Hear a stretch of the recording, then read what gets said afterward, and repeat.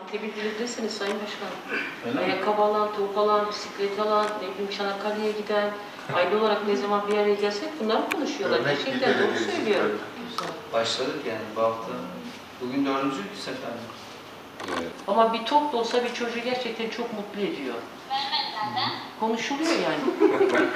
İsmini? Irmak Sinem. Alo? İyiyim, sağ ol. Sen nasılsın? Niye gelmedin? Evet. Çünkü koronavirüs olduğu için gelemedim. Annene de var koronavirüs. Gelsin beni alsınlar o zaman. Neyse, seni yormayalım o zaman. Bu seferlik veriyorum ama bir daha seni bekliyorum. Tamam, teşekkür ederim. Tebrik ederim. Hayırlı olsun. Teşekkür ederim. İnşallah derslerine yardımcı olur. Olacak. İnşallah. Hadi başarılar diliyorum. Hoşça kal. Görüşmek üzere. Hoşçakalın.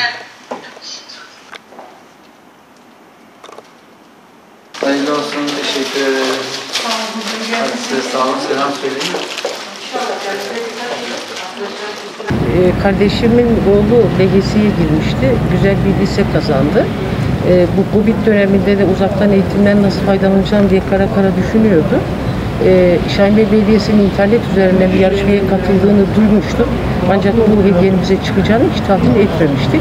Bizim için çok güzel bir sürpriz oldu. Çok da güzel bir hediye oldu. Başkanlık makamına geldik. Çok da güzel ağırlandık. Her şey için teşekkür ediyorum. Hep duyuyorduk eş dost akrabadan, yarışmaya katıldım, Çanakkale kazandım, top kazandım, spor ayakkabısı, bisiklet diyorlardı ama bize çıkıncaya kadar ben bunun gerçekliğine işin açığı inanmamıştım.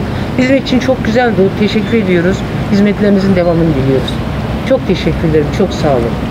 Ben üniversiteye giderken laptopum yoktu. Çok zorluk çekmiştim. Kardeşim bu yıl başlayacak üniversiteye. Ben onun için katılmıştım. 45.000 kişi katılmıştı. Bana çıkacağını hiç düşünmüyordum. Çıkmaktan ziyade hani bilgisayara vereceklerini düşünmüyordum. Çıkınca çok sevindim. Kardeşim için başvurmuştum. Şimdi o kullanacak. Çok iyi oldu. Başkanımıza çok teşekkür ediyoruz.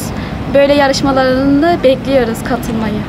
Sayın Başkanımızın bir sorusu, sosyal medyadan sorduğu bir soruyu doğru cevap vererek kazandım. Sayın Başkanıma çok teşekkür ediyorum. Derslerinde faydalı olacağını düşünüyorum. Çok teşekkür ediyorum. Oğlumun başarısı için buradayım.